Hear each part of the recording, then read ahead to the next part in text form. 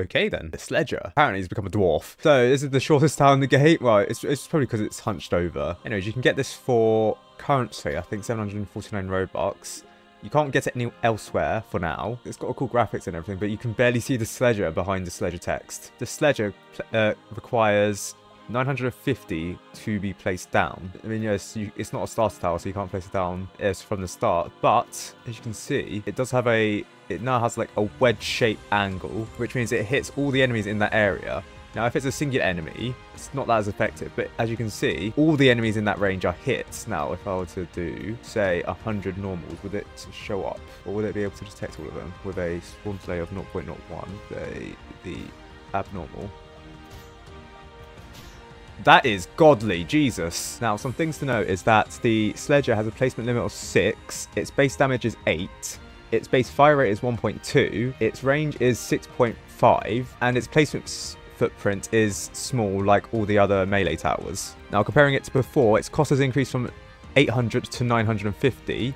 Its swing rate, though, has decreased from 1.75 to 1.2. Its slowdown has decreased from 30% to 15%, and its max hits has increased from apparently 1 to 2, but we literally just saw it deal more damage to more enemies. So is the max hits just wrong? Like here, even in the upgrade, it says that its max hits is 2 because it's going from 2 to 3, but we literally just saw it deal so much damage to all those enemies. I think it's a bug. Expect a nerf incoming for the Sledger, or a change or bug fix for the Sledger. Also, it's got new icons, which is really cool. Yeah, look how hunched it is. It's pretty much a dwarf. That's a bit rude. That's a bit rude for this. Now, what this therefore means is that the DPS for the Sledger has increased from 5.55 to 6.62. At this level, actually, its cost efficiency has increased, from 200 to 316.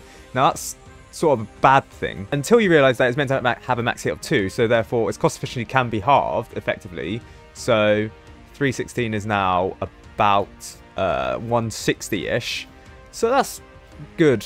It's this current version is even better because it has infinite pierce, which is insanely good. So it's a good freezing tower, but also a good DPS tower for hordes, not necessarily for bosses, but yeah, it's kind of good.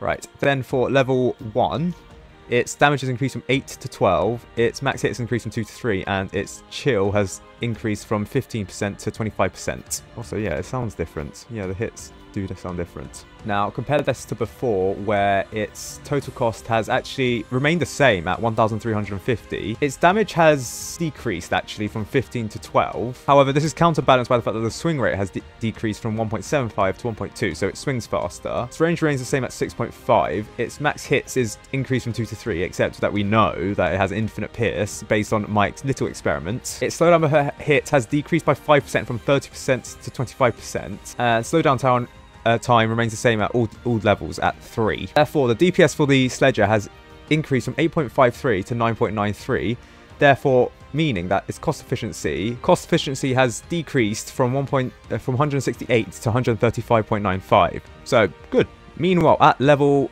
2, its range increased from 6.5 to 7. Its damage increases from 12 to 25, and its max hits increases from 3 to 4. Now, compare this to before. The total cost has therefore decreased from 3,600 to 3,000, and its damage has increased from 20 to 25.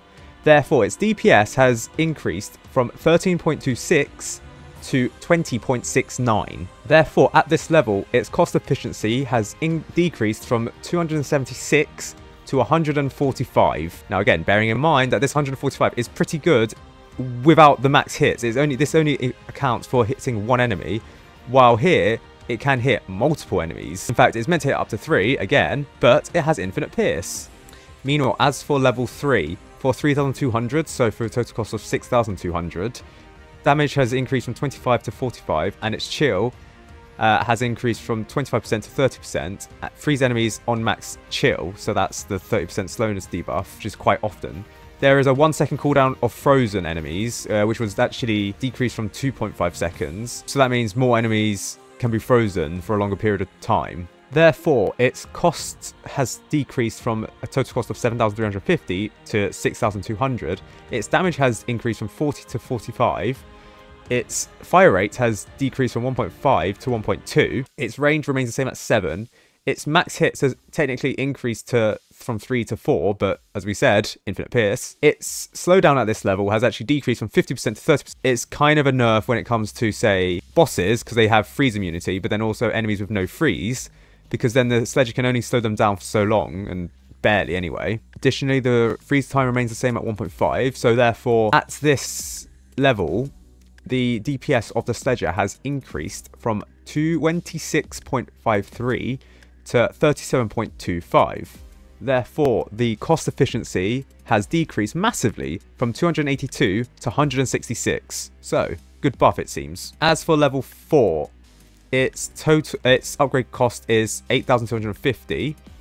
Its range has increased from 7 to 7.5. Its damage has increased from 45 to 75, and it gets an Icebreaker ability where it deals 2 times more damage to frozen and chilled enemies. This is chilled enemies as well, so chilled enemies are the ones that are being slowed down but not currently frozen. That's quite good. So deal double damage to these enemies. Apart from if you're a tank, then they don't get dealt 2 damage. It's like an ice blade, not a ice hammer, which is really cool. Its total price has decreased actually still, from 14,850 to 14,450.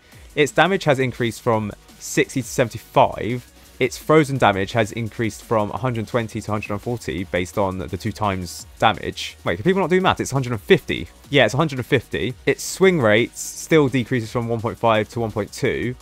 Its max hits remains the same at 4, infinite pierce. Its slowdown per hit is still at 30%, not 50%, and therefore its DPS has increased from 39.79 to 62.08. This therefore means that the cost efficiency has decreased from 380 to 232.76. This might seem like a very big cost efficiency jump compared to like the 166 that we saw before, but do bear in mind, this now deals double damage to enemies that are frozen or being chilled. So, and since the Sledger can chill enemies for a period of time, for 3 seconds, that means effectively double damage for most of the time. So let's just say it's a 2/3 increase in DPS, so you're getting about 80 DPS, I'd reckon, if you consider the freezing. And yes, they can't hit hiddens. Sorry, this can't detect hiddens, but it can sort of hit them if they're in range of another enemy. And in fact, it deals quite well against bosses, as you saw there, even though it can't freeze them. Quite good. As for level 5, it costs 16,000. Its damage has increased from 75 to 140. It now gets an Aftershock ability. I think it just slams the ground, where its Aftershock delay is 0.4 seconds. It applies 20% base damage and applies chill to the enemy. Isn't that what it did before? I don't know what the Aftershock ability looks like. Anyways, its max hit has increased from 4 to 6, and its chill slow debuff has increased from 45% to 80%. Its max slow has increased from 65% to 80%, and its freeze time from 1.5 to 1.75. You need 2 hits, so its max slow is 65% at all levels, I think. So you needed 4 at level 1 and 3 at level 2, and yeah, effectively at level 5, it means you instantly freeze on 1 hit because its max slow is 80 and its slow debuff per hit is 80. So yes, instant freeze. Additionally, its freeze time has increased from 1.5 to 1.75, which is actually a decrease from before. Before this update, it was 2 seconds. Now, I'm still trying to figure out what this Aftershock ability is. It looks like it does hit it's meant to hit other enemies.